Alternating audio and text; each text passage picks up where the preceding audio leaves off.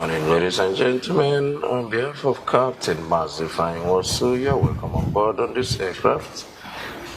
This is Onyeja Media Airline, and we'll be flying from Murtala Mohammed Airport to Anambra International Airport. Our flight time today will be 45 minutes, and we'll be cruising between 35,000 and 36,000 feet above the sea level. And the temperature here in Lagos is 27 degrees Celsius. And in Anambra State is 29 degrees Celsius. We will remind you that this is non-smoking flight and smoking is strictly prohibited on the entire flight. On behalf of Captain Mazifai and the entire crew. I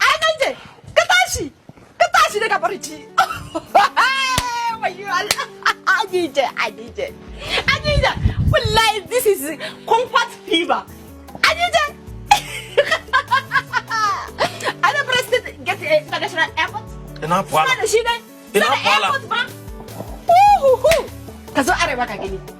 Kwani State International Airport, Bauchi, Kaduna, Sakatau, Badugri, Yara, Mina Dikanzu, Dukka Jasma, International Airport.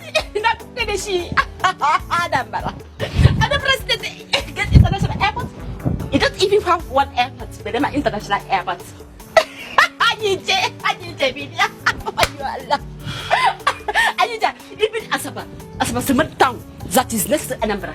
It's not the international airport. Anambra don't even have airport, but them are international airport. Anije,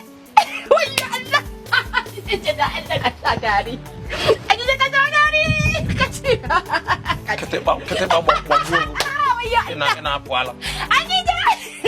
Obro na mana batana onye nwanyị onwere ime na akpọgbu. Hai. Mmadụ adịkwa ka ọnụ akọrị.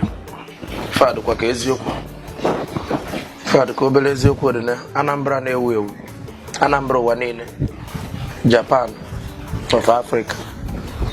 Gbọma Nnewi n'otu Anambra. Anambra State Government ọ bụ na ọ ya ekwu ụnụ gbatanụ na mbibi. Osi ike jee nụ Nnewi ma ọ wụ na-eje ukpo jee ọrụ ukwu enwere ebe dị iche iche unu ya eje ebe ego dadọ atụọ na ego nụnụ lụọ ọnụnụ ya bụ airport keke bụ ndị Anambra na-ewu ewu mmadụ fere oje da Enugu wee jebe Anambra Enugu nwa na-ada tata emechie nwanne echi emeghe ya emeghe asị na na-alụ ya otu ya bụ n'ezi ụfọdụ ejebe Imo wee gbakwazie mmiri na-asa mba na-asa wee gbadatawa Anambra ma ya dakata ife otu ụbọchị mmadụ ejedakwuo n'ịkọta ekpene wee bịaba Anambra kedu ụdị ife dị ife ogodo no obele airport ogodo no nnụnụ nya dagodo na wụla alụ nya bụrụ ife ka nwaanyị Awụsa abịa ebe ekwugheri Sokoto Kaduna ife a ka abịalụ ọnụ okwu dụkwa n'ife okwu ogodo ka fiche onwe m anya mmiri wee pụtakwa